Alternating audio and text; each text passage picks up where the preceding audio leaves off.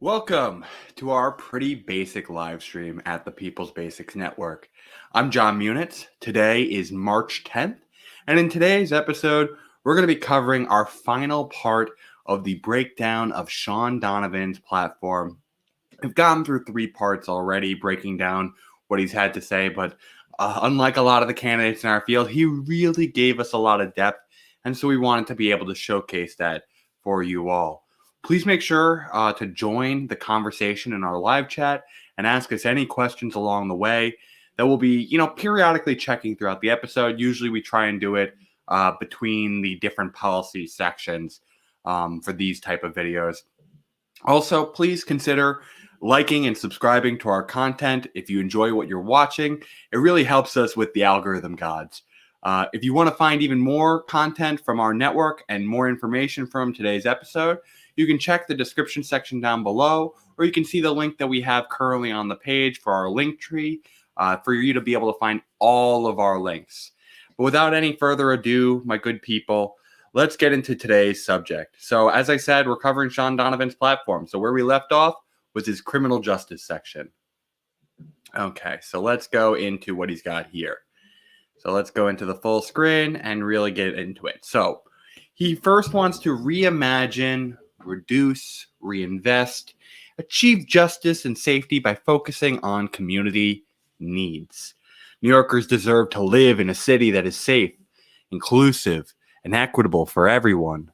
Over the last decade, we have consistently ranked as the safest large city in the United States. And yet protests against racial injustice, repeated injustices of unjustified police force, tragic increases in gun violence, and the long-standing overrepresentation of people of color and individuals with mental health challenges in our courts and jails demonstrate that the current system is not working as it should. The way forward is to reimagine a public safety system that is accountable and community-driven, reduce over-policing and over-incarceration, and reinvest in services that provide safe and healthy communities for all New Yorkers. New York City's justice system has to work for everyone by prioritizing safety, inclusion, and racial equity. Criminal justice policy should advance justice, promote civic engagement, and transparency, and emphasize data and technology innovation in a manner that uses public resources wisely and fairly. But it isn't enough to outline bold policies. Our next mayor must have a plan for getting them done and paid for. By the end of his second year in office, Shaun Donovan will invest $500 million annually in community-focused public safety and racial justice initiatives, primarily by redirecting funds currently allocated to law enforcement and corrections. He will also dedicate roughly $3 billion, or 20%, of the city's public safety budget for these efforts by the end of his first term, directed to neighborhoods with the greatest need and guided by community input. So, one thing that I'd like to note here. So a lot of the candidates in the field have been giving different levels of how much funding that they want to really redirect. So we currently have here from Shaun, he is willing to target a $500 million cut. We've seen more aggressive takes from some of the other candidates before. We've seen the Yangs of the world, the Stringers of the world. We've even seen, I think Mayoral has been willing to do some form of cuts around $1 billion. And then we've had people even like Diane Morales, who has been trying to advocate for a $3 billion cut. This goes for $500 million, so it is less aggressive than some of those other folks, but he is at least willing to do the step. It might not be as aggressive as some, and that is for everyone to debate about what is the right anchoring point and really diving into the budget and what is necessary and what is not in that budget. But I have seen a lot of calls from the previous summers during the protests. The figure they were demanding at that time was $1 billion. And so I think that's a reasonable first ask. I think $3 billion is a bit high and a little unrealistic. I think we're at around $8 billion right now as a budget. So taking around 3/8 is a large cut, especially when there's been a peak in violent crime. And so I think $1 billion is a reasonable amount to try and target to these new types of efforts. That being said, let's keep going into the policy platform. So, crime and violence are caused primarily by cycles of trauma, systematic absence of opportunity, and lack of legitimacy of governing institutions. Too often, responses have revolved solely around law enforcement, ignored these driving forces, and made matters worse with heavy handed, racially disproportionate enforcement. Too often, we have asked police and public safety personnel to address social and community issues they are not equipped to handle, such as mental health, homelessness, and school safety. We will reduce over-policing and over-incarceration, close the Riker jails, and ensure that individuals have access to affordable housing, healthcare, job development, and critical social services to help prevent contact with the criminal legal system and cycles of incarceration in the first place. We will also establish a comprehensive citywide response system for mental health emergencies so that police are not asked to assume the role of a mental health professional or social worker. Yeah, largely, what we're looking at here, I think, is a good focus of what needs to be done in the criminal justice system. Um, a couple areas that I'm going to be looking for details are this was kind of his introduction, his thesis. The details that I'm going to be looking for. I want to see what he wants to do to actually address the safety concerns too. Like, I think that is important. Like, what do we do to actually make our policing better? Not just make it not harm people, but actually solve crimes more often and prevent violent crime from happening. So that's one thing I'm going to be looking for. And then the second thing is I want to see how he's going to be trying to make sure that there is this level of accountability and de-escalation from the existing law enforcement. Obviously, he's calling for cuts, but like there's going to still be officers. So I want to see what are those specific methods that he's going to, propose to address these issues. So let's now go into the policy platform and see what he's got. So he lays out here his bullets. He wants to focus law enforcement resources on guns and serious crime rather than health and social challenges that police are not equipped to solve. Yeah, I 100% agree there. We have to actually get law enforcement doing the job that law enforcement is supposed to do. Next, prioritize community-driven, health-focused approaches to public safety. It's a little vague, but I like it in general, the idea of having community input and that safety is not just a thing of crime, but what are the drivers of it? It's an unhealthy environment a lot of the times. Let's get to the next one, rebuilding accountable, credible, effective public safety institutions. This is, I'm going to guess, one of the answers to my question. This is the accountability part, and it might even be like, again, like effectiveness, like that credible part. I don't know. That's something we'll have to see. Then he said investing in well-being of returning community members to stop cycles of arrest, prosecution, and incarceration. This makes a lot of sense to me. One of the things I say in general is that if you have any program or service or job that disrupts someone from living in general civilian life, and it's for a prolonged period of time, you need ways to help reintroduce people to general society. We do this likewise with how we help acculturate immigrants who come to America. We need to help veterans. We need to help people who are coming out of prison. We need to help people come into our communities. And so I hope to see a lot from that section as well. And then finally, reinvesting savings from right-sizing criminal justice institutions. So this is, again, basically saying, okay, we've cut all the fat from criminal justice and we've done it in smarter ways that saved us money. What are we going to actually invest in to, just improve society? So let's go into the different sections that he has. So he's committing to the following policies and programs: targeting the out-of-state gun pipeline, working with other mayors, governors, and the Biden administration.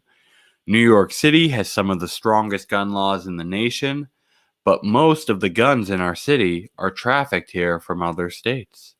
To reduce the prevalence of illegal guns on our streets, the Donovan administration will make closing the out-of-state gun pipeline a top priority and target police resources accordingly. We will work closely with the Biden administration and mayors, governors, and law enforcement officials in other states to disrupt and restrict out-of-state guns from illegally entering our city. Next, he has fast-tracking gun cases. Felony cases in New York City generally take twice as long as cases in the rest of the state, and COVID-19 has only slowed that process. Quick and certain resolution of prosecutions are a powerful deterrent, so there is a clear incentive to ensure that gun cases are resolved efficiently and without delay. To this end, a Donovan administration will emphasize effective collaboration between police, the mayor's office of criminal justice, courts, and district attorneys to ensure that gun cases are resolved rapidly and fairly. So I want to comment on both of these proposals before moving on. First, the fast tracking makes a lot of sense to me. I think in general, if you have overworked court systems, like in my opinion, what we need to be doing is saying, let's prioritize cases appropriately. Like if we're going to have people who can potentially, by having an illegal weapon, do harm, do violence, do a lot of damage because it is a weapon of potentially a higher caliber of damage, then I think, yeah, of course, we should be fast tracking those cases to potentially protect people. That makes all the sense in the world to me. To be able to know, not necessarily that you have to prosecute them, you want to do justice in the case. I'm not saying you have to accelerate the case in terms of how long a person has to technically prepare. But you can have restrictions in the interim because the case has been initiated. And so in turn, you can have these guns out of their hands. And then the court case will process. And if you are entitled to this weapon, you will fully have it. So I think that is a thing we have to do in that case. So I think that is where I land on that one. And then there's the other policy. The other policy was targeting the out-of-state gun pipeline, working with other mayors, governors, and the Biden administration. I mean, this obviously makes sense. You have to be a coordinator between different cities that have different laws that might permit guns to be able to be more accessible there. So I think, of course, you have to understand that this is a country with a bunch of different varying laws and structures and enforcement levels of things. So you have to work with other cities if you are a mayor. President, you have like lay of the land. Frankly, Congress even, again, you're ruling on, again, the lay of the land, the Supreme Court. Like all these things that people normally are like thinking about as like, oh, if I pass a law, it's just everywhere. On these local levels, the important thing sometimes is just doing the coordination work between yourself and other cities so that you have common standards of enforcement. So I think that as well is a very important thing for anyone to do, as well as coordination, again, with the federal government of what do you need them to do that can be universal across all areas. So let's now go back into the other policies he has. So after that, he had established a non-police mental health first responder system. People with mental illnesses are 16 times more likely to die in police encounter, and in New York City, at least 16 people with mental illness have been killed by police in the last 5 years alone. More than half of the people jailed at Rikers have a mental health treatment need, and nearly 20% have a serious mental illness. Yeah, so this is a big point. So people treat a lot of the problems of what crime is as often an immorality case a lot of the times. And we won't deny that some of that is that. But most of the time, we are dealing with people who do have certified illness that can cause them to be acting in a very erratic and potentially violent manner. It's not always that it is like people who feel completely in control. And so when we are in these systems, the idea of rehabilitation isn't always necessarily a morality case all the time. It is sometimes just trying to get people the proper treatment they need. And sometimes that means potentially medication in certain cases. So let's see what he says here specifically of what he wants to address there. He says, in order to ensure that New Yorkers are getting the help they need in moments of crisis, they must move mental health response entirely into the domain of public health and away from law enforcement. Yeah, he said that from before. Yep. And we must adjust city resources accordingly. This means creating a dedicated mental health crisis hotline to divert calls from 911 and investigating in frontline mental health crisis resources to respond to these emergencies, including social workers, counselors, and emergency medical technicians. This effort would follow the example of successful, decades old models like Cahoots in Oregon, where in 25,000 mental health crisis calls in 2019, only 150 required law enforcement backup. So, I mean, yeah, this is, in my opinion, a wonderful system. Um, you don't want people to have to come to a scene and respond when they do not have the effective skills to address the person they're trying to get to. And from that, they might feel endangered and more anxious because they don't feel in control. They don't know how to address these like people. We are trying to reform the way we do like intervention training for these officers to do more de-escalation. But if you have these more trained mental health professionals that don't have the same weaponry on them, you're less likely going to have a deadly situation. More people are going to be willing to call, because I understand that a lot of people now are just feeling like they don't want to call the police and get them involved. It's truly like the absolute last resort when you are dealing with a mental health crisis, because it's like, okay, I feel like they might be a danger to themselves or myself. And so, or others even in the household. So that's usually when you try and get them involved. And so I think you should have better trained professionals with more nonviolent de-escalation methods. I think obviously you'll want to have the option of having some backup in certain circumstances, like if they have like a weapon or anything like that. You don't want to like send these people into an environment without protection. That is not what we want to do. We don't want to have dead cops, dead social workers, anything like that. The people who are helping are obviously accepting that there is some risk involved, but we want to make sure they're protected. But that doesn't mean sending them in with the use of force of being able to kill that individual always. I think we have to be leading first with a approach that tries to have all parties be able to be resolved amicably if possible first.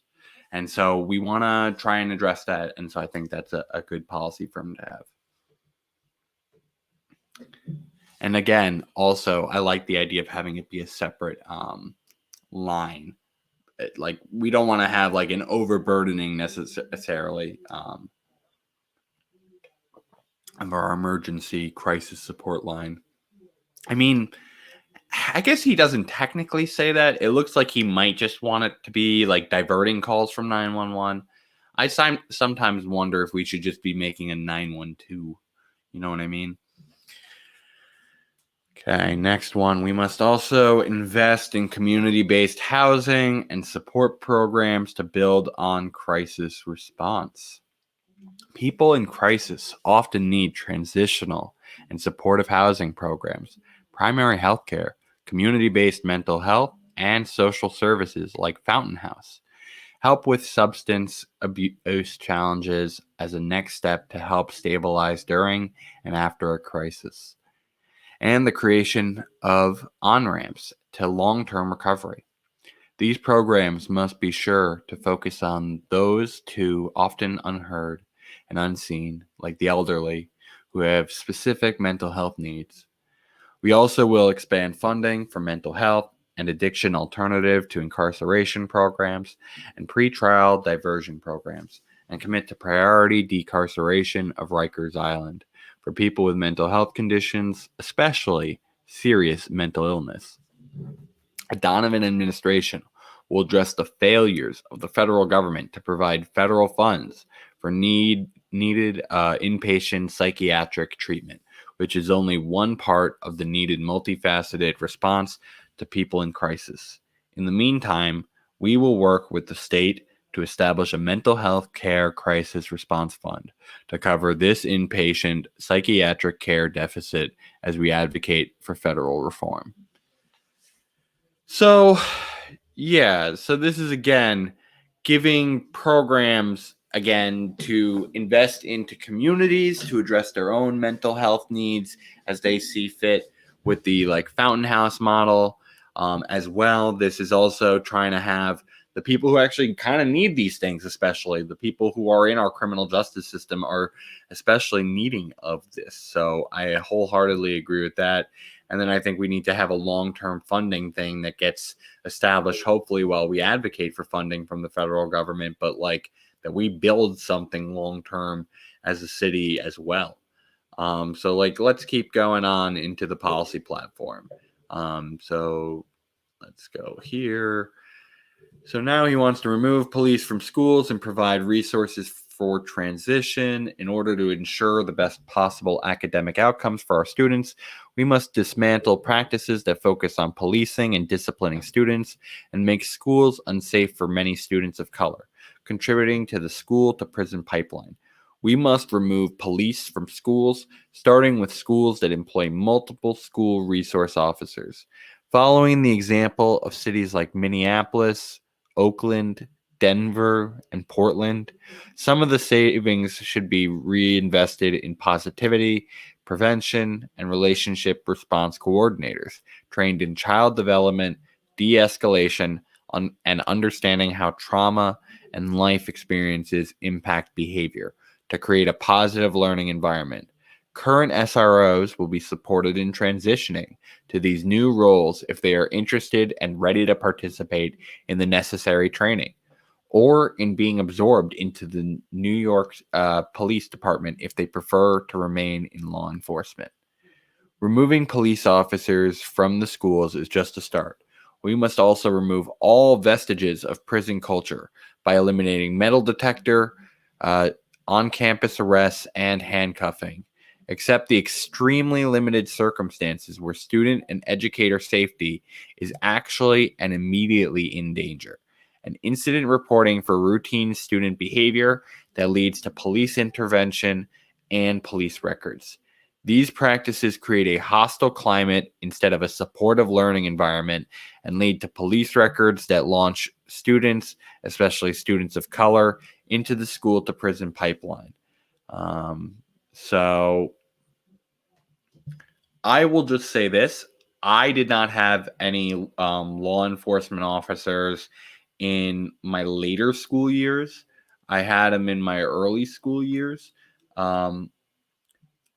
I didn't have any issue, but I can imagine for many people, as he is describing, it's an unnecessary escalation of punishment.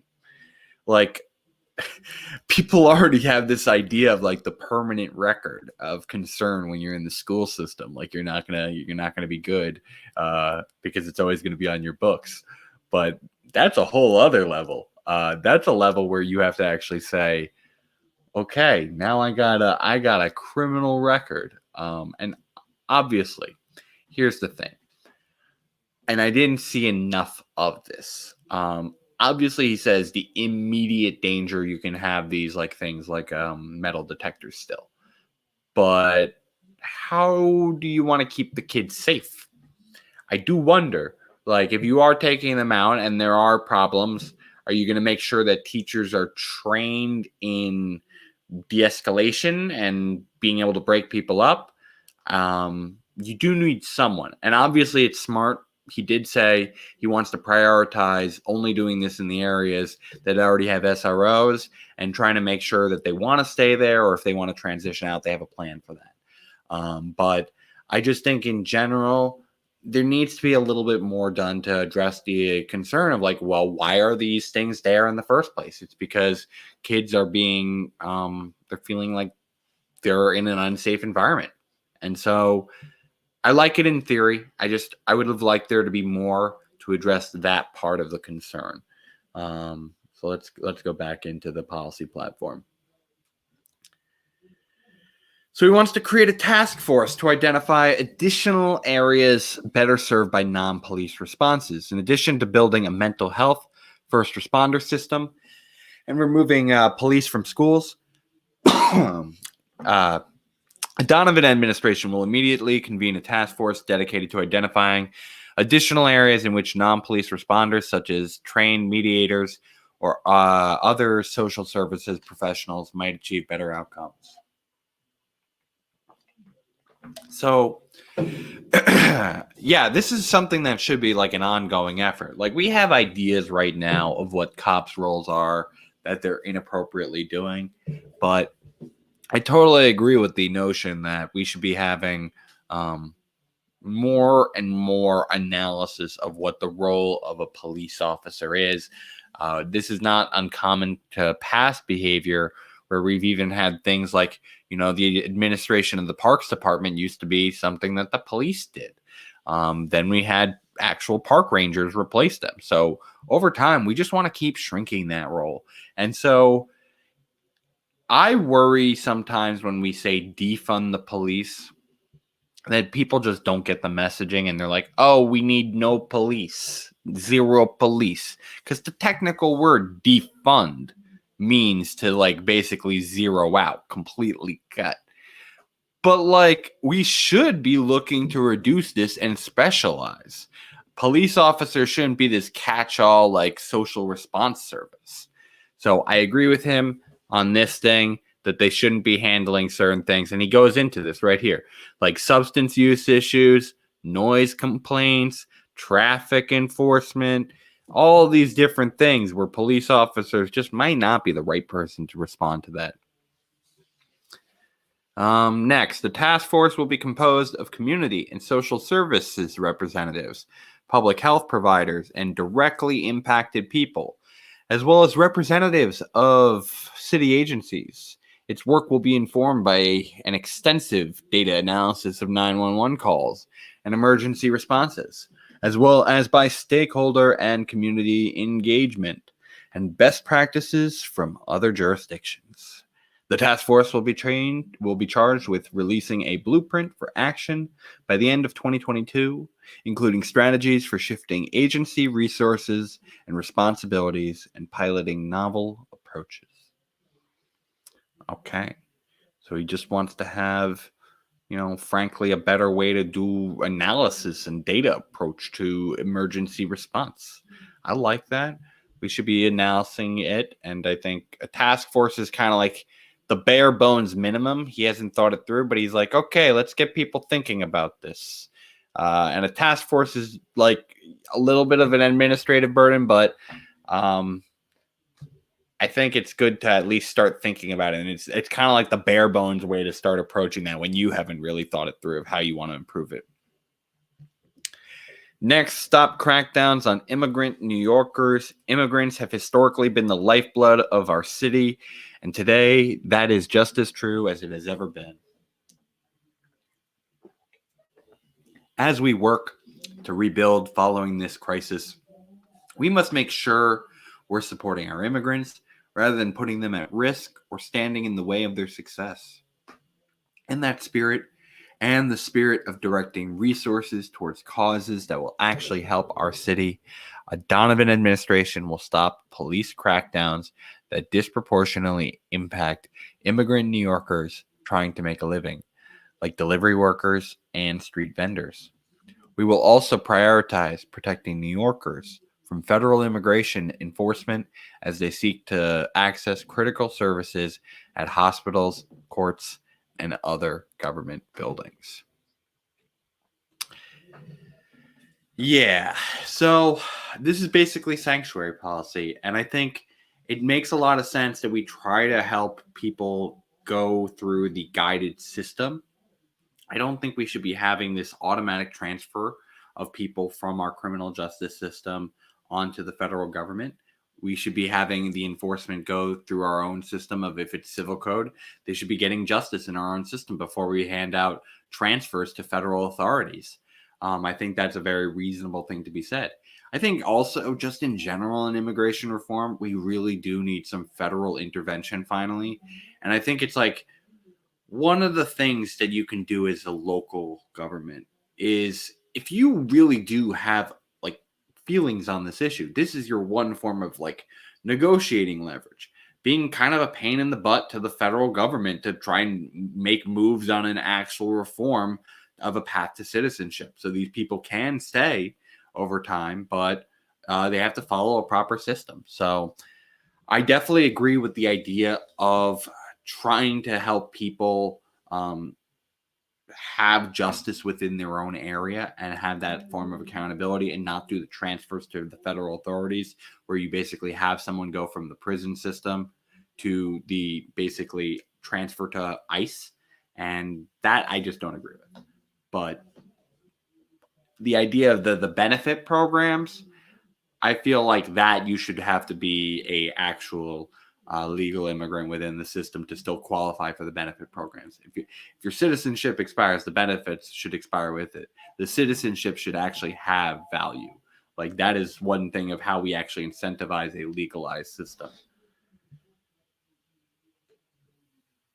Or I should say legal permanent residency. As long as you're within the legal permanent residency, I think we should be giving you benefits. Okay. Next, prioritizing community-driven, health-focused approaches to public safety. As we reimagine New York as a city that works for everyone, reduces barriers to equal opportunity, and reinvest in initiatives that are truly constructive, the safety and stability of our neighborhoods has to be a top priority. This begins with actively involving our neighborhoods in creating real public safety, as well as focusing on long-term solutions to the underlying causes of violence. The Center for Disease Control and Prevention describes a public health approach to violence reduction that focuses on identifying and addressing the root causes of violence in a long-term and sustainable way. This is in contrast with an approach that is focused on responding to crime and violence solely via arrest and prosecution, but does not seek to understand and deal with their causes. In order to ensure safety while reducing the NYPD footprint and over-incarceration, we will implement a citywide, cohesive public health approach to violence. A Donovan administration will use police and incarceration as last resorts and will focus on solutions that get at the heart of New Yorkers' needs, empowering our residents instead of obstructing their paths towards better lives. As a starting point, we will invest at least $500 million annually in these solutions, including community and health-based anti-violence efforts, reentry and supportive housing programs, and other initiatives aimed at providing communities with the resources to build safe neighborhoods. These investments will be funded primarily through savings from reduced corrections and police spending. I love this part. I mean, just like, this is exactly what we're looking for when they have been saying like the defund. It's not to say we don't want to do public safety. It's saying that there are more than just one way to address violence. Like, yes, police are a tool in the package of violence prevention. But like, here's the thing. There are a variety of methods that we can be using to address violence. And the first one is, why are people violent? There's a lot of problems. So there's a lot of problems of why people might be violent. There is the problems of violence where it comes to scarcity, and that can come in many forms, on an individual level, on just like theft. It can come from a gang level, where there is a scarcity of resources between two competing factions. It can come from mental instability and mental health problems. It can come from strained relationships. And when you ask people what is the biggest thing that strains relationships, Like nearly 50% of the time, you're going to get people who are saying the number one thing is money. And so you have to ask yourself, how do you stop violence? Well, yes, police are a part of the solution. Of course, we want to have a means of justice and we want to have a potential means of deterrence, but they are not the only method. And we overfund one method of it. And frankly, too much of their job, as they just were talking about before, is being used on things that are not necessarily violence prevention at all. So, yes, I think we need to have that whole role completely changed and reformed, as well as considering using some of the funding to fund other efforts of violence prevention. Okay. So, these initial commitments will set a floor of broader effort to direct roughly $3 billion, at least 20% of our city's public safety budget, to community-focused initiatives that advance public safety and racial justice, guided by a process of public input and an advisory committee that will include directly impacted people and community representatives. These investments are only part of the administration's overall vision for a safe and equitable city and are part of a broader citywide agenda for public health, housing, education, and economic opportunity. Well, that's a pretty sizable figure.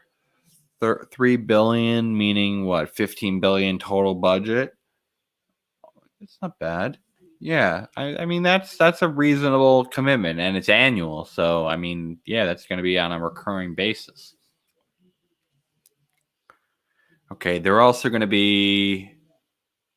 Okay, so these are specific, I guess, community-led violence reduction approaches, because otherwise it just seems like they're going to be doing. Okay, so cure violence, which aims. I mean, that's a very generic name. Occurs using violence interrupters. Okay. A recent John Jay study of South Bronx and East New York neighborhoods with cure violence programs demonstrated positive impact of the program as these communities experienced statistically significant reductions in gun injuries and shooting victimization. In another recent example, the NYPD precinct in Brownsville recently withdrew officers from regular patrols in a high traffic and crime section of the Mother Gaston Boulevard. Instead of police, community-based violence prevention groups were tasked with managing public safety in the area, and nonprofit and city entities set up sidewalk tents to deliver educational, job, and housing services to residents. The NYPD credited this approach with significantly reducing crime in the area during the one-week trial and providing a framework for reimagining public safety. Yeah, I mean, these do sound like good approaches for people to be able to come in and have people get involved in. Basically, the first one is essentially helping people who have been traumatized by gun victimization in the Cure Violence program, and the other is making sure that they had specific groups tasked with managing specific areas. That way, they had like certain kind of trial programs that led to like certain areas setting up like booths that allowed people to provide different social services that all together help certain more in need individuals be able to get into better situations and in turn commit less violence. They also said they want to expand the hospital-based violence intervention programs. So yeah, I mean, this is basically saying if you've been shot or you've been victimized, like, let's intervene there. Like, let's not repeat the cycle of violence and have maybe revenge happen. And, like, let's get involved in figuring out who did this and doing proper justice. So I think that is how we try and get a more effective solution to that. Next, combining a number of success. I mean, yeah, you already just said that. Like, that's kind of this, I guess, the summary. Combining a number of success. I mean, yeah, you just told us all those things. Next one, provide better and more accessible services for victims and communities. So he wants to have his resources targeted by communities that have been more prone to victims of violence. His other things help people in general.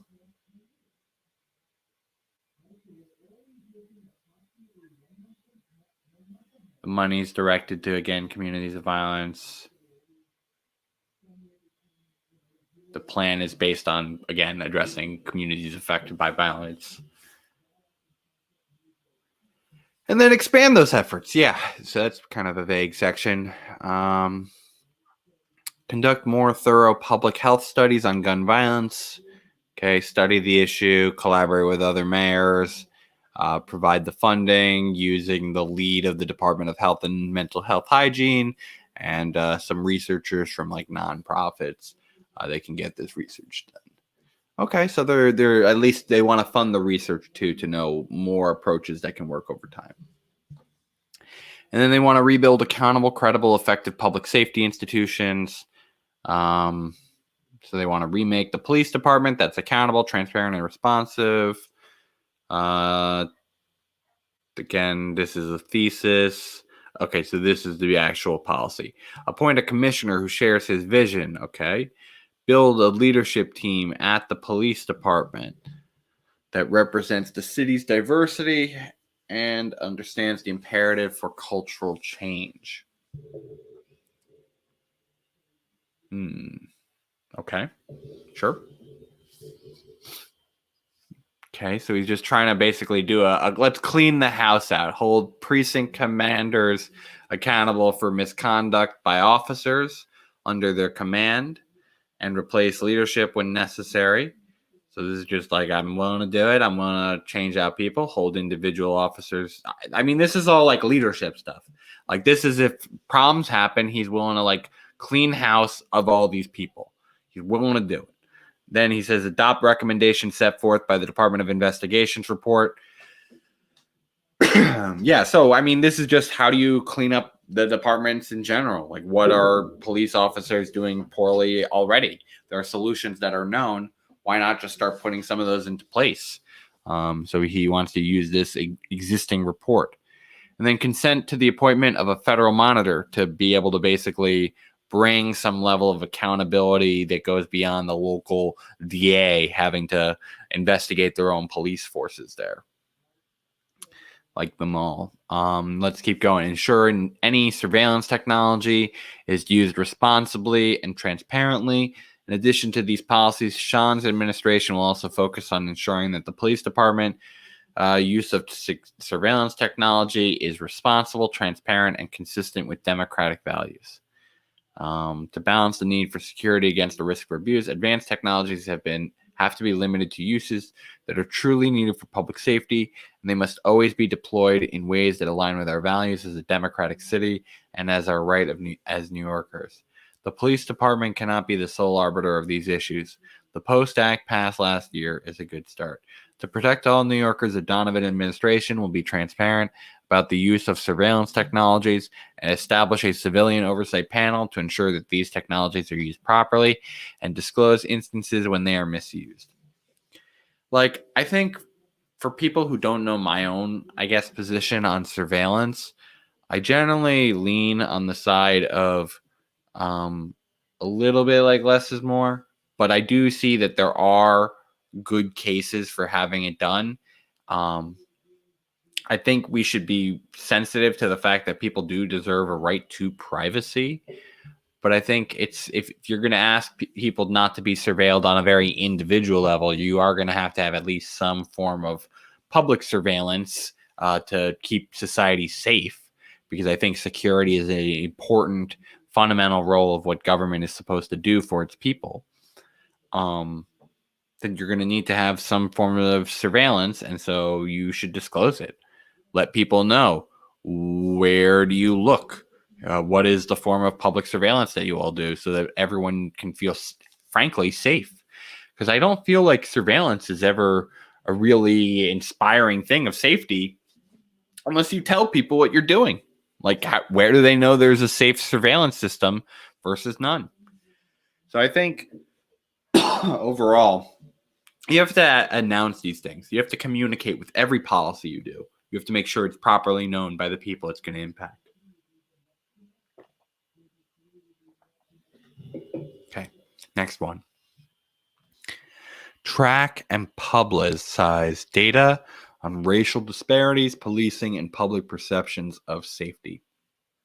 Okay, collect data, cool, and publicize the data.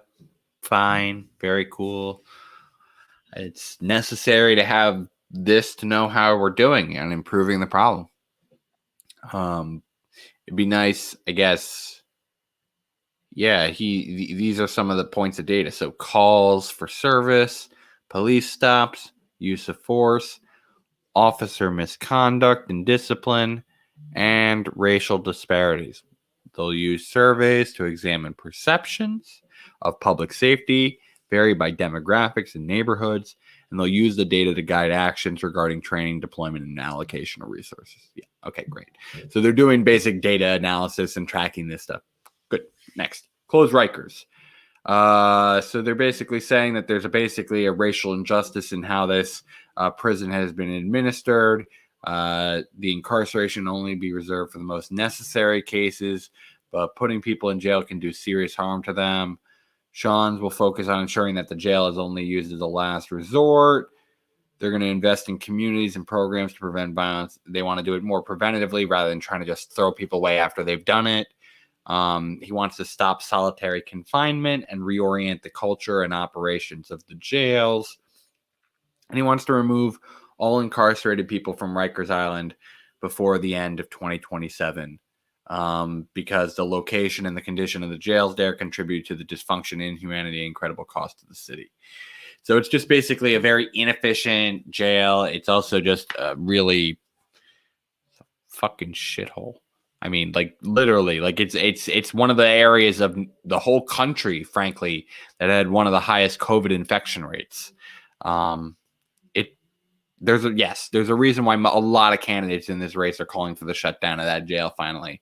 And also, when you think about like the island, like with climate change on the way, like you never know, are you going to end up having these people underwater eventually if you don't try and move them inland a little bit? So yeah, I think that makes a lot of sense. Next, invest in the well-being of returning community members to stop cycles of arrest, prosecution, and incarceration. Okay, that'll include the following items. Provide access to housing, including Section 8 vouchers to end the prison shelter pipeline.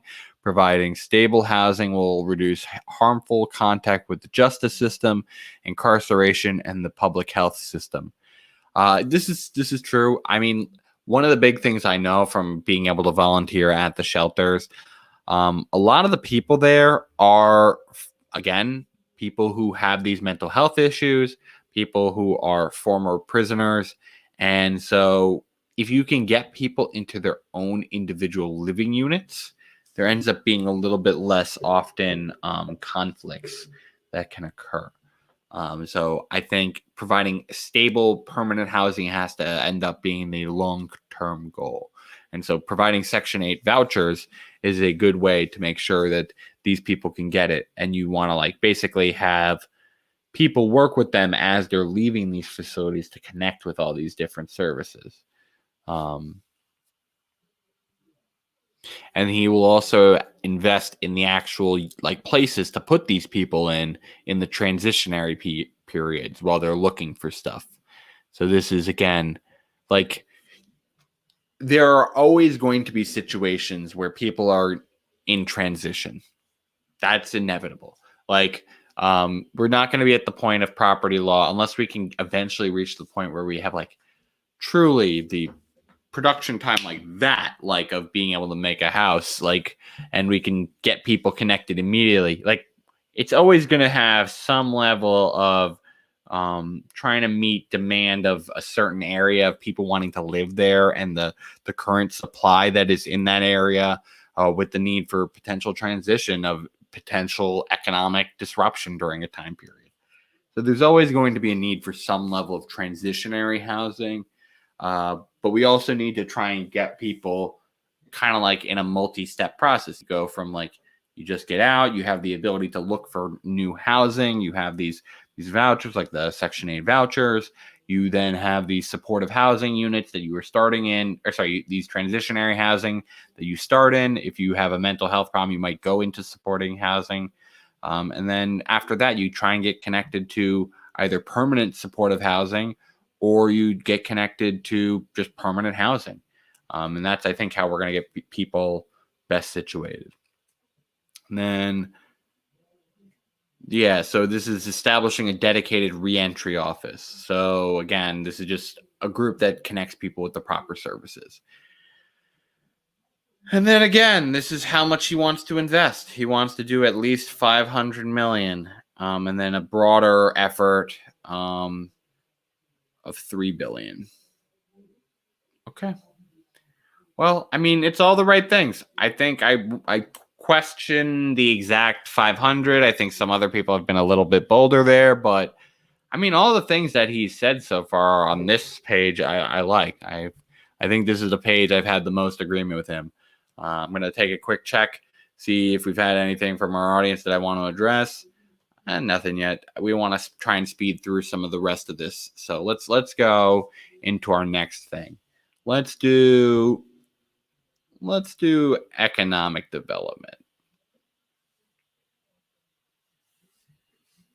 We'll be reading at least the summaries here. So a jobs plan that rebuilds the economy for all New Yorkers and a 15-minute neighborhoods plan for a brighter, more equitable future. Committing to creating 500,000 jobs for New Yorkers by the end of his term.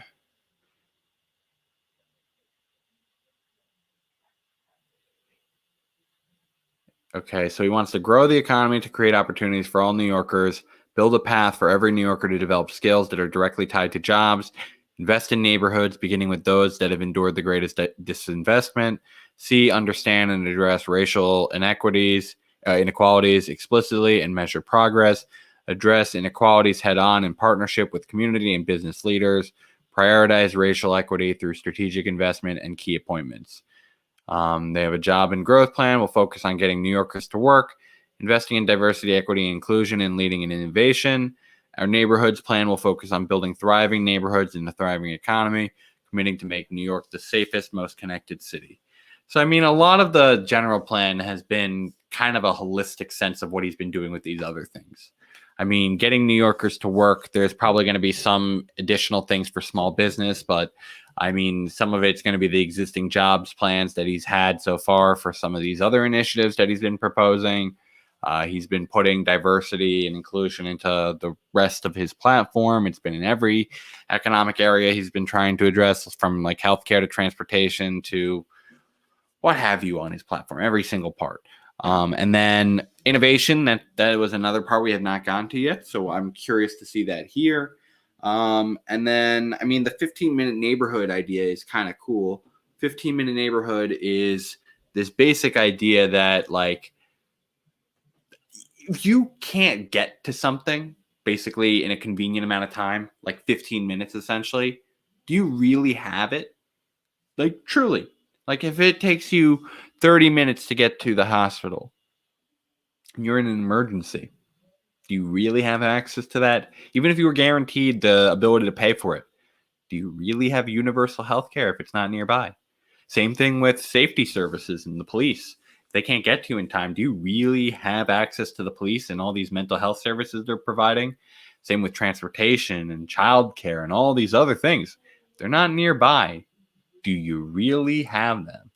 And so he set his way of measuring that by saying 15 minutes. Not necessarily a distance, but like, because of the congestion potentially he wants to open up, it should be 15 minutes to get to anything. And so I think that is a big helpful thing for people to be able to do. And so I love the mindset of making sure that you should be able to get everything that you need within your basic area in 15 minutes. So I think that's just a really cool mindset to have. So I think on this page, the only thing that I really want to look into deeply is really this kind of like jobs plan. Like, I think this part, building the thriving neighborhoods, he's told us all this, the neighborhoods plan and all that. Yeah, he's told us all this stuff. This stuff is a lot of the stuff that is new and is going to be even the last 2 policy pages too. So getting New Yorkers to work. Okay, so he calls out tourism, accommodation, restaurants, retail, culture, and the arts have been decimated. Yep, those are definitely jobs that have been impacted by people not being able to get together. So he wants to just create 500,000, wants to make the middle income jobs, and he wants to leverage investments in infrastructure to support the long-term growth. Okay.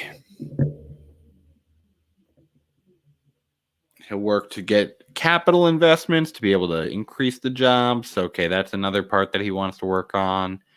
And he'll work with Capitol Hill to try and be able to get infrastructure done.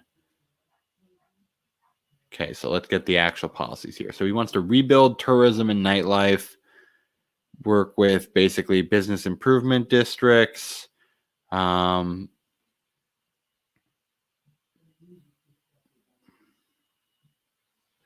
going to run specific marketing campaigns for the city to basically be its ambassador for nightlife and going out and doing stuff. Make sustained investments into arts and culture. Okay. And then he wants to make a campaign again to like publicize the safety of the city. So not just the quality of the activities and things for people to potentially do, but that it's safe to go out now.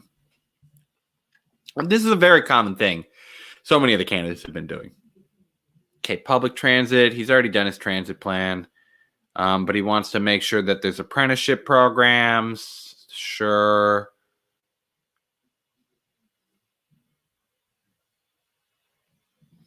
Yeah, I mean, this is all stuff he's kind of said beforehand, and especially even his like education platform before too.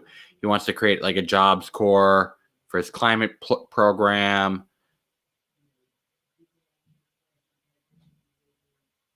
Okay, so he's wanting to collaborate with national government organizations, social entrepreneurs to build on successful private models. Okay. Yeah, I mean, like a lot of this is just the stuff he had. I'm trying to just find anything that he didn't have in his education platform because I'm realizing he had a lot of this because I just don't want this video to go too long because we have a couple more sections to go through. Okay, diversity. I'm assuming we're going to have these repeat once we go to the diversity program too, but he wants to have a chief equity officer in the mayor's cabinet, launch an equity corporate commitment program, job participation in high wage and middle income work. Okay, so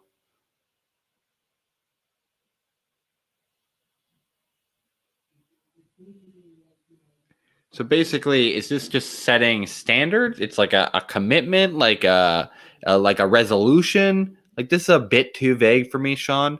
Like I get it's a commitment, but like what does that mean? Is it like you have a quota? Is it like hey, let's do this? Like let's set our mind to it and set this goal and make an announcement, and so we have our accountability to the goal. I don't know what you're trying to go here with. But he wants to partner with the business community on a broad-based public-private initiative to upskill New Yorkers and significantly reduce racial and economic inequality in New York City. So he wants to have apprenticeship and job training programs that will help get them experience working with them.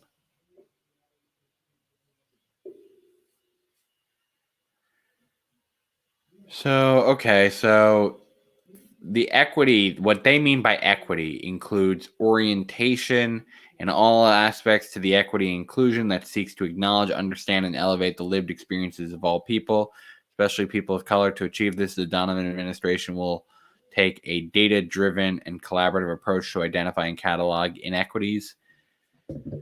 Okay, so this will be like just figuring out, like having the data on it, gaining the perspective on it, documenting it, and learning from it. Then they have fair and transparent hiring practices to make sure that people trust the processes are not discriminating, increasing the targets for contracting with MWBE businesses. Okay, creation of implementation of a systematic rubric to evaluate service delivery. Okay. Increased outreach and public engagement with communities of color, including community-based organizations and equity-focused think tanks. So there's going to be a lot of people thinking about it and going out and talking about it. I don't know if that's needed. I mean, are we going to really be paying think tanks, or are we going to be having our own? Is it like a council? I'm not sure. I'm not sure about the specifics there. Next, increased access to the city services for communities of color, immigrant communities, and marginalized communities, especially in the wake of a public health crisis. Internal advocacy to support or change existing services using a disparity reduction framework. Increased facilitation and collaboration between communities and institutions to eliminate inequity in all areas of government, with a particular focus on education, criminal justice, environmental justice, housing, and economic development. So just working together. And leading in innovation, drive large-scale investments and expanding the life sciences, collaborate, public-private partnerships, private investment into building lab space, engage residents in the Bronx and Harlem in comprehensive planning efforts. Okay, so they want to really focus on rebuilding those areas, I guess. So I wouldn't be surprised if that's where Shaun's really trying to make his push in his campaign, is Bronx and Harlem. Additionally, he also has the experience in Brooklyn too. So I guess that's kind of the areas he wants to expand out into. Additionally, we will update the zoning requirements for lab space to spur development, simplify lab building requirements by aligning the building code with national standards. Okay, so they just want to stop doing extra stuff on top of that, I guess. I would have to know specifically what regulations they're kind of cutting out from that, but in general, that's fine. It should be easier to build more research areas, frankly, for, again, technology and life sciences.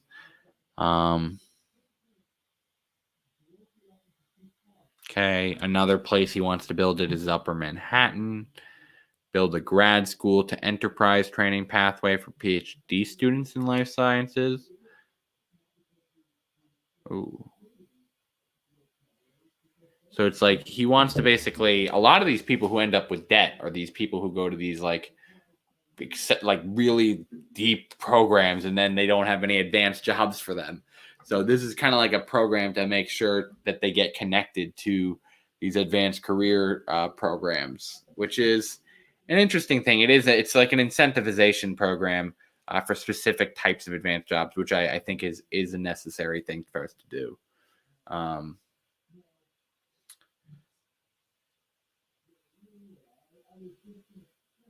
So this is basically, they want to speed up the trials. What do they say? So they basically want to learn from these experiences to figure out how they can do it faster. This is basically just hey, we want to do it. Don't know how, but we're going to learn from these different hospitals what we can do. Then he wants to make jobs as lab technicians a real apprenticeship program for people to have early entry, kind of as a guarantee for people that want to eventually become PhDs. I think that makes a lot of sense as an entry level point in the biosciences for people. And then they want to lead on climate change. We already saw that in his climate change plan, his environment plan. Target investment where it hasn't been before, sure. So they'll participate in decision making about investments, capital projects, and changes in zoning and regulations. And they'll work with other elected officials. They'll be flexible in investments and regulations. This doesn't say that much, honestly. It's just we're gonna be flexible here. I guess is what they're really trying to say. Support small businesses and New York entrepreneurs. They want to nurture entrepreneurship, especially among immigrant and Black and Latinx New Yorkers. Yeah, okay. I mean, I would much prefer us just take the approach of just trying to grow it and making sure that it is equitable. Like, I guess instead of, I feel like when you call it out like that, it is just it's inherently divisive. Um, it's like, I don't know. It's true, but I feel like the goal more often needs to be kind of stated in the proper terms. We want to get people to an equal playing field. And so we are doing equity for the years of injustice that we've done, I guess. And I just think it's like we want to get it to the playing field where it's equity to achieve equality. And I feel like sometimes we have this rhetoric that inherently leads certain folks to kind of call these deal breakers because it feels like they're not being thought of as in need, even if they feel like they're in need. But I mean, I understand the data backs this stuff up, like that there is this big gap. It's just, I feel like there's a language thing, and we don't address that kind of like the goal eventually. Like a lot of the times it's like we say equality, but then we do programs of equity instead when we should be saying we need to do equity so that we can achieve equality. And that's just my own personal opinion. Happy to flesh that out with some other people. But that's something I've always been thinking about is isn't the goal to do, I mean, there's always going to be this constant goal of doing equity because there are certain groups that over time, even if racism ended, even if sexism ended, there's always going to be a need for some level of equity. Like we're going to need to support our elderly. We're going to need to support our disabled, etc. So I think equity is the goal compared to just call outs of specific groups. And so I don't know. I think I'm making a mountain out of a molehill, so I'm just going to keep moving on. Strengthen the minority and women-owned businesses enterprise network. Okay. Wants to establish the NYC Entrepreneurship Financing Fund. Okay. So this is, again, a way to be able to distribute loans to small businesses over time. And they want to use a combination of public funding, private, and philanthropic.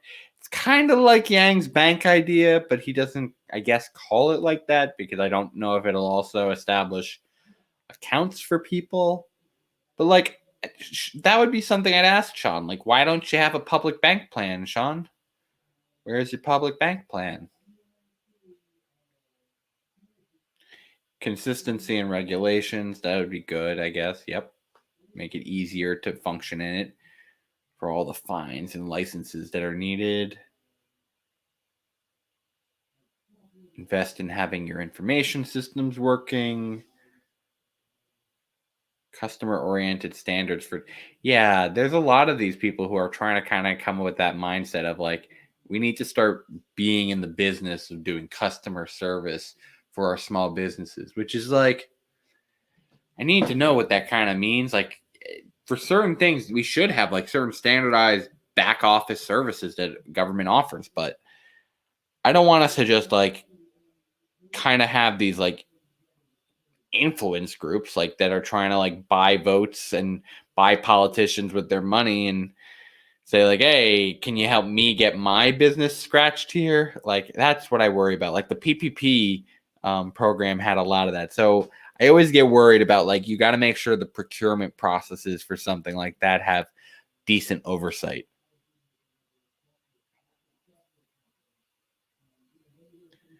So he wants to try and increase the density of retail so that it doesn't have to be sprawled out, so that they can have, I think, more residential area and other purpose area. And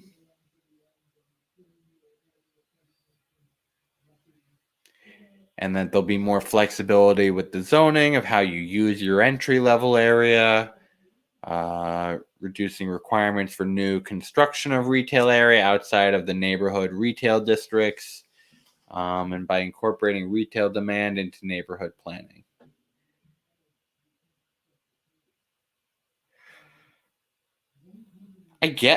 I mean, this is a bit much. Like, this feels like it is just kind of a little bit of a potential corporate giveaway. But like, this is a little bit too much of like state planning of which. Um, I mean, I get the flexibility part, but like, why are you doing the reduction of requirements for retail and new construction outside of neighborhood retail districts? Like, is it just like to make it easier for you to do building? Are you trying to do the restriction? Because it seemed like you were trying to do a concentration in the retail areas. So it just seems like you're now saying, I want to do more retail and I want to let them do it more concentrated, which just means that it feels like it's going to be harder to do some of the housing stuff too. I need to see like kind of the comprehensive plan approach. Like, I don't want to knock him here. It just feels like I'd want to kind of see the consistency and see the big picture that he's really trying to lay out here. Because I know he is trying to do this like 15-minute neighborhood approach, which I guess he's saying this would be helped by.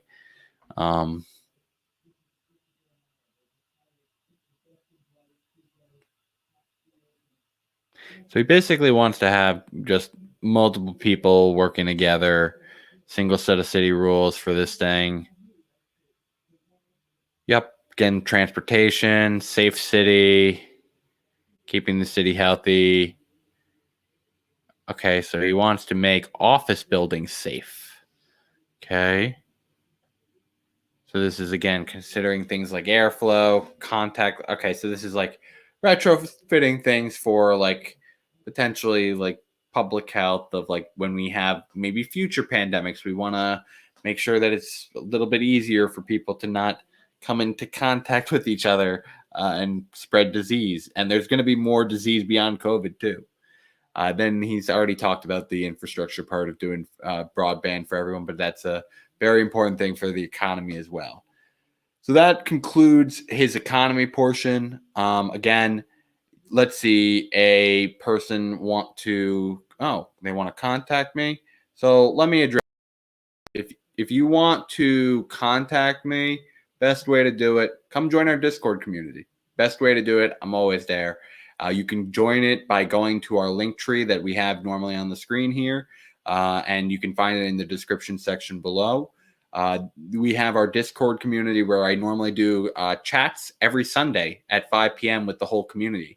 So if you ever want to get a hold of me, that's the best way you can ever get a hold of me, is join our community at our Discord, The People's Basics. Without any further ado, let's go back into the episode. So we've done the economy.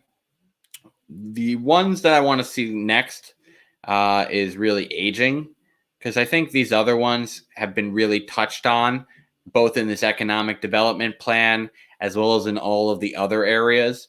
So I feel like they're kind of more holistic.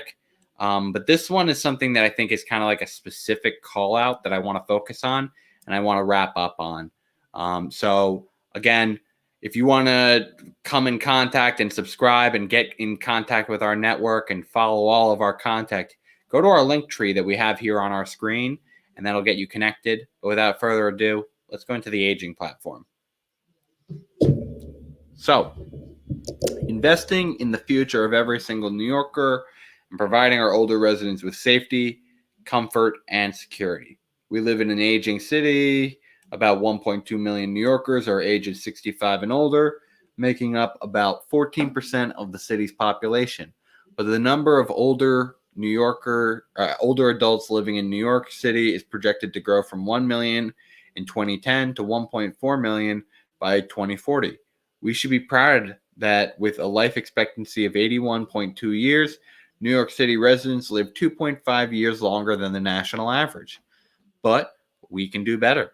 Shaun has spent his entire career working to strengthen and support communities in our city that have faced adversity. Now, as a candidate for mayor, Shaun is committed to establishing bold policy goals that address the challenges faced by all New Yorkers, tackling issues of accessibility, equity, and fairness. According to New York City's Department of Health and Mental Hygiene data from 2017, Latinx New Yorkers have the highest life expectancy among racial and ethnic groups at 82.4 years, while non-Hispanic Black New Yorkers have the lowest at 77.3 years, the same as the overall New York life expectancy in 1998. The highly segregated nature of New York City neighborhoods results in an astounding gap in life expectancy of almost 19 years between East Harlem residents and people living on the Upper East Side. As reported in a 2019 analysis by NYU School of Medicine, older residents have given so much of their lives in the service of building our city and our communities. And yet, they are so often marginalized, lacking meaningful political power. It is our responsibility to listen to, understand, and advocate for this vital group of New Yorkers and ensure that we consider them across all of the city's decisions. This will clearly be outlined in the Donovan administration's Bill of Rights for Aging New Yorkers, which will include the right to political power with representation in the mayor's office through a director of aging advocacy, the right to high quality age accessible health care in every neighborhood for all New Yorkers, the right to live in a neighborhood anywhere in New York City that is both safe and upholds fair policing, the right to a healthy life supported by city government through good food and accessible recreational and social spaces, the right to affordable and accessible housing with place-based services that meet the full range of older New Yorkers' needs, the right to safe, comfortable, and well-lit outdoor settings in every neighborhood, the right to live free of discrimination by age, race, religion, functional ability, socioeconomic status, sexual orientation, or gender identity, the right to services specific to our older population's needs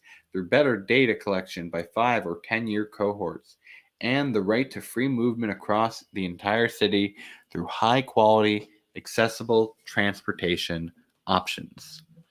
So, I want to address something here. I just think that it is really cool in general that Shaun Donovan made a section like this. A lot of candidates just don't even put the idea of aging as like a policy. And I never get why. Because, I mean, if you think about it, they are a very vulnerable group that ends up having a lot of their own developmental issues as they approach later in life. They tend to be a big cost burden because they are the ones that have the highest demand for healthcare needs. These are the people who need the most forms of security and safety provided. I think about so many of these cases that I see of these hate crimes. It's almost always these just defenseless, often men, frankly, Asian men, frankly, in New York City recently that's been on the rise. And so I think about these are the people who really do need help. And then just on a political level, like I've made the case of the moral level. There's obviously an economic level. I said about them being the highest drivers of these costs at a chronic level. But then on the political level, who votes? It's old people. I mean, come on. Like this is a group that you should be addressing their needs. And think about this. Not even necessarily the quote unquote seniors, but just like, your parents, or I don't know how old you are. So maybe I'm projecting my parents' age. The people who are at like the youngest version of the baby boomers, the older versions of the Gen X, they're gonna be old soon. So they would like some proactivity in having these things in place before they get old. So I think that is a very cool thing for him to have. And I frankly would say, like if I was advising Yang, and I know I had made one post the other day, which is a little different because it didn't include this one. And I had 4 things there. But if I had a 5th one, I would now add aging. I would say Andrew Yang should be adding aging as a thing because when you look at the polling about how he's doing in this race, it's predominantly the young people. I mean, that's how he did in the presidential race too. But I think he would go a far ways up and growing his base to that older generation if he also did aging as well. And for people who might be curious about what those other like 4 things that I was saying he needed to focus on, as I said, 1, obvious COVID recovery. Hopefully we don't have to be still in a COVID era for 2022, but if you come in and it's still going, you have to be ready day 1 to be able to handle that. 2, we need to be addressing housing and homelessness in New York City. 3, we have to address criminal justice reform, trying to make sure that things are safe, as well as making sure that things are equitable. And then 4th, we have to address what was the last one? Education and childhood development. That was the last one. So all those things are the things that I would say we need to focus on, plus aging. Let's keep going into the aging platform, though. So his plan says he invests in the health and well-being of people in later life, cultivate and retain a multi-generational workforce. Yeah, that's a very good point. Like, one of the good factors of why you actually want to be able to retain old people in a society is because they are great teachers. They are the people who can pass on knowledge really well to people. So that's really helpful for a workforce. Providing older people with affordable, safe, and accessible housing with services, and then making transit that works for everyone. So this is an accessibility case for housing and transportation, and then making sure that the city takes care of their health and that they do a good job of trying to make sure that they still have jobs. So, investing in the health and well-being of people later in life. Okay, so yeah, I mean, old people are going to be more at risk for diseases and stuff. Yeah, that's obvious. They're more at risk for health stuff. So they're committing to the following policies: embedding a health and age in all policies within government, elevating the issue of aging, making improvements to publicly controlled services, and galvanizing public sector investment and innovation. Health in all policies is an evidence-based model that has been increasingly embraced by states and municipalities to leverage policies across sectors to improve population health and advance health equity. New York State's approach is unique in that it emphasizes both health and age. In 2018, Governor Cuomo passed Executive Order 190, which requires all state entities to consider health and age in all planning, policymaking, regulation, and procurement activities. Kind of ironic, isn't it, now with the current scandal he's going through with the nursing homes, isn't it? Yeah, so though still early in its implementation, this initiative has already increased the number of age-friendly communities in New York State and has resulted in more efficient use of public funding streams. For example, the request for applications for Downtown Revitalization Initiative grants now requires applicants to articulate how their projects will improve health and promote healthy aging, and has correspondingly weighted scoring for awards totaling $100 million annually. We are committed to pursuing a similar strategy to facilitate the spread, scale, and sustainability of the age-friendly New York City initiative, and to ensure aging does not continue to be exclusively relegated to the Department for the Aging, an agency that serves a small fraction of the older population. To achieve these goals, we will appoint a person in the mayor's office to oversee the implementation of age-friendly New York City. Okay, another person job. Okay. Pass an executive order requiring all city entities to consider health and aging in their planning, policymaking, and regulation and procurement activities. Don't know why that's needed on top of the just New York statewide executive order, but okay.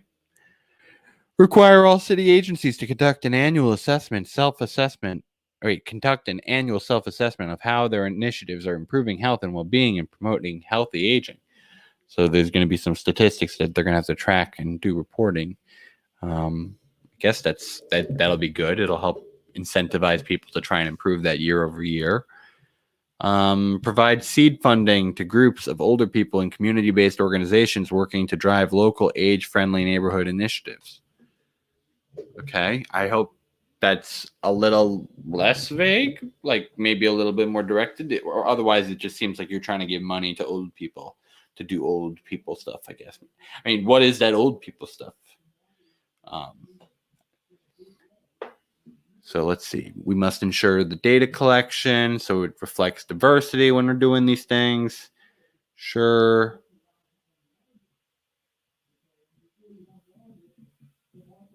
Okay. So they want to get stuff into 5 and 10-year cohorts. They want to get more breakdown of the data.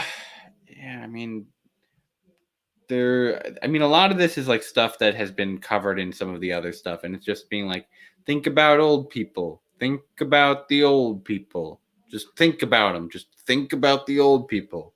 Think about them. Are you thinking about the old people? Think about them. We should think about the old people, but think about them. Okay, fund and widely promote programming in multi-generational spaces such as parks, community and recreational centers, and libraries. Yeah, this is like, I'm trying to find anything because it does feel like it is just like, think about the old people over and over, and then it's like repeating the policies that he did before. When older adults require care, it is provided without discrimination. Coordinate promotes their physical function, involves the appropriate prescription of medication, addresses common syndromes like falls and delirium, recognizes. So they want to adopt the 4Ms framework, an initiative by the John A. Hartford Foundation and Institute for Healthcare Improvement. The 4Ms framework is a set of evidence-based practices that addresses what matters to patients, their medications, their mentation or cognitive and mental health, and their mobility. Health systems. Wait, am I reading that wrong? I'm only reading 3Ms there that address what is the 4th M matters. I guess the 4th M is matters.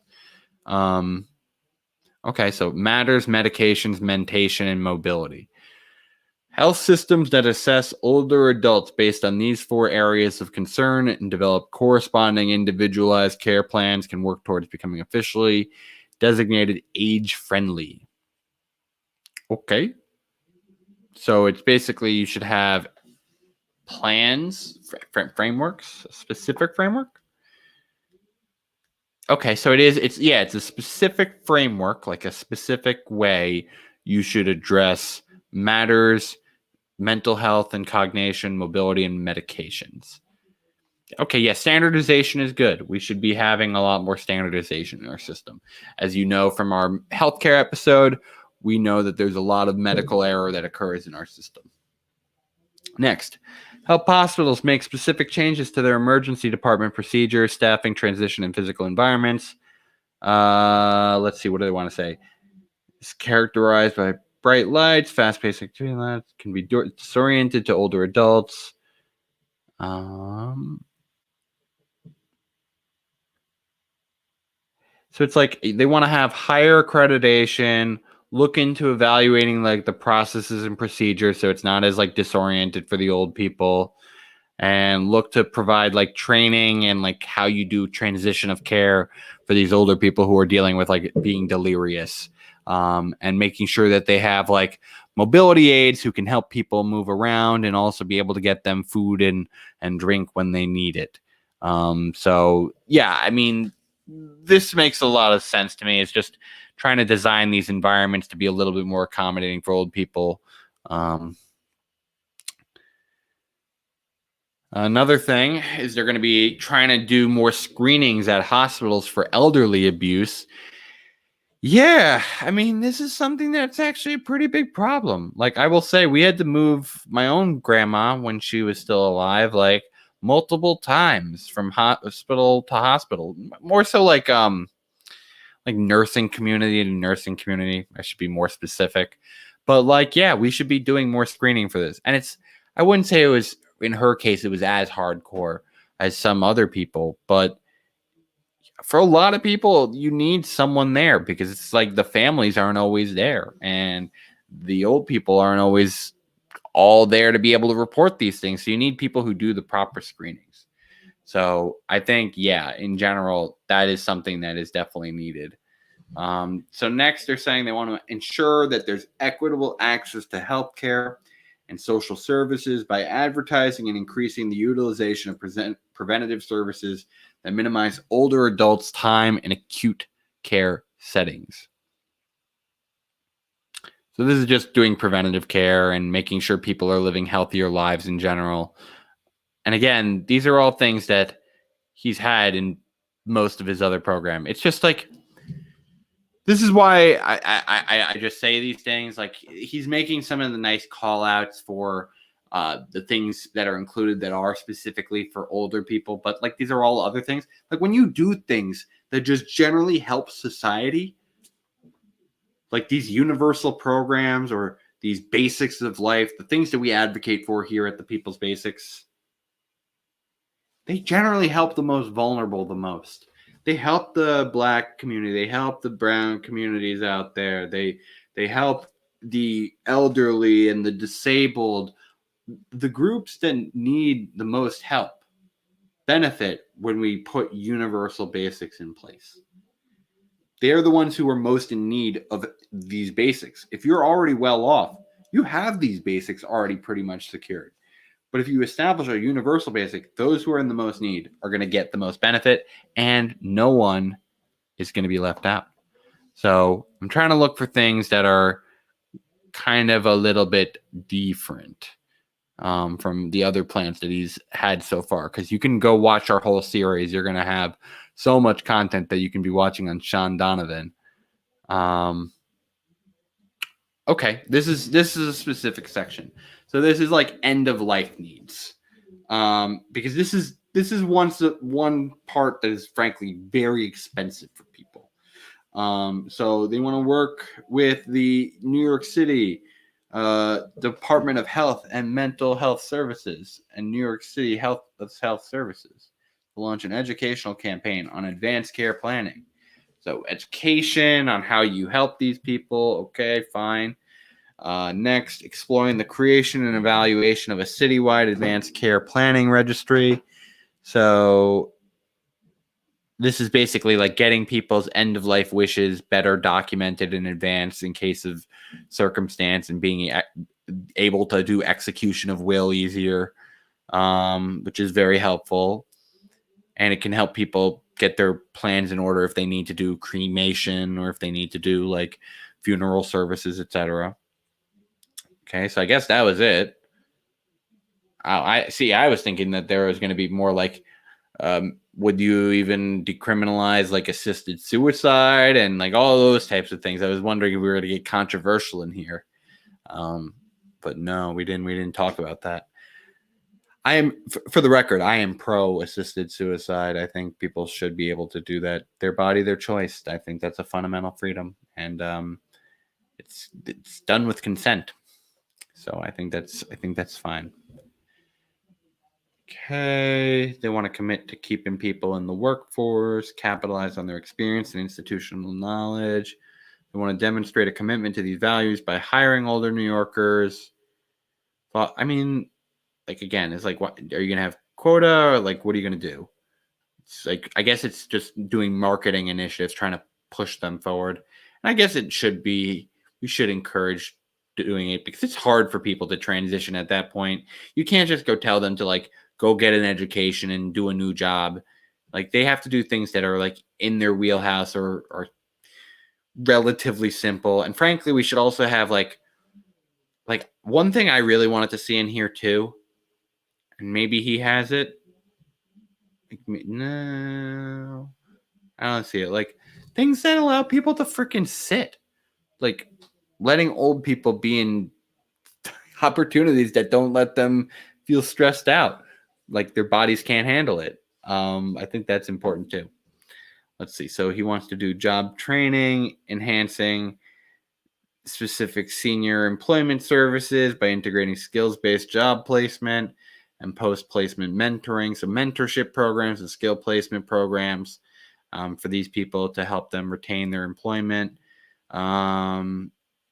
Getting people peer connection. So like, again, mentorship and connection. Putting these services into more areas so that people can find them more often. Increasing the amount of people who participate in the job fairs for these people. Like it's just like put in the focus to expand the pipeline for these people. And I mean, that's very good, but it's nothing groundbreaking. It's just like build on this, make it bigger. Okay, so let's see this. Expanding the New York City tech talent bridge to tech program from exclusively 18 to 24 to include the 55 plus members of our community. Interesting. Why not just do all, like everyone then? Like, why not just, instead of doing old and young, like just say, okay, everyone gets it now? Like, sometimes I think people just are like, to please certain interest groups, they create like unnecessary difficulties for themselves. Implement a mandatory default opt-in retirement savings program for private sector employees to encourage prioritization.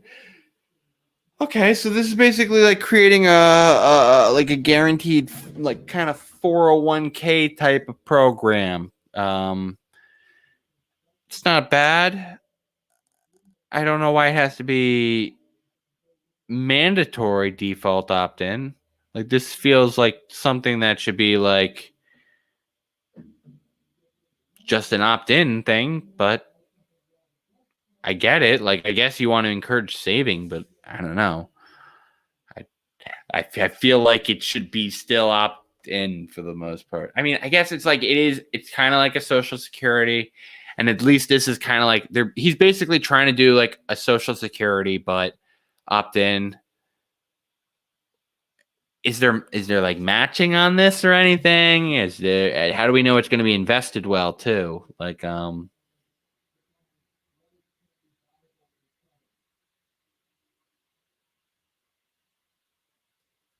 don't know.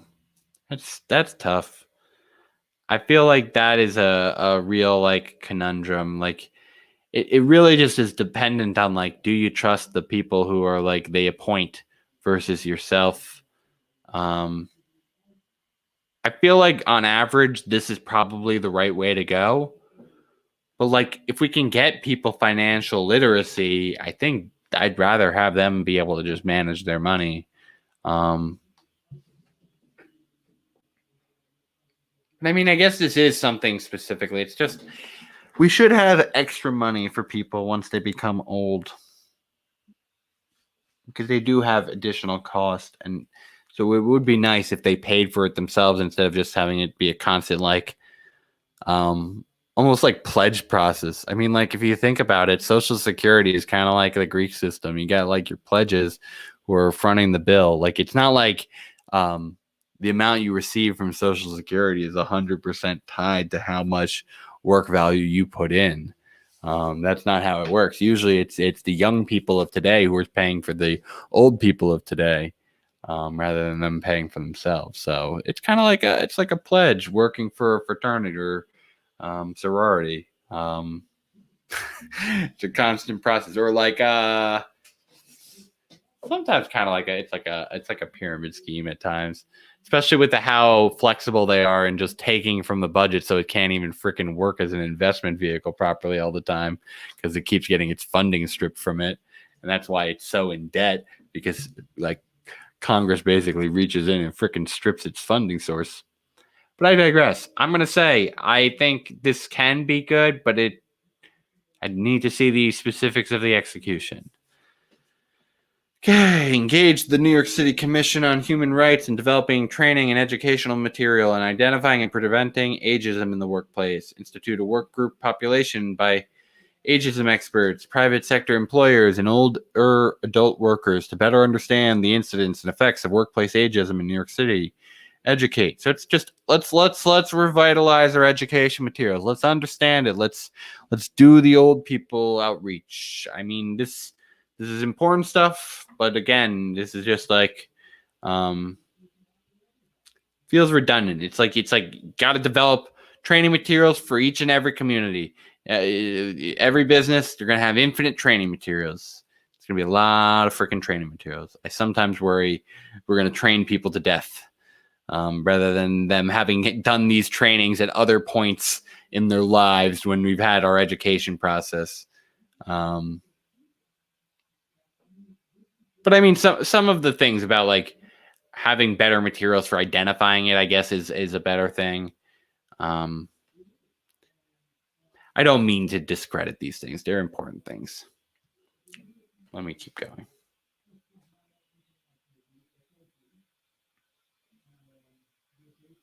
Yep.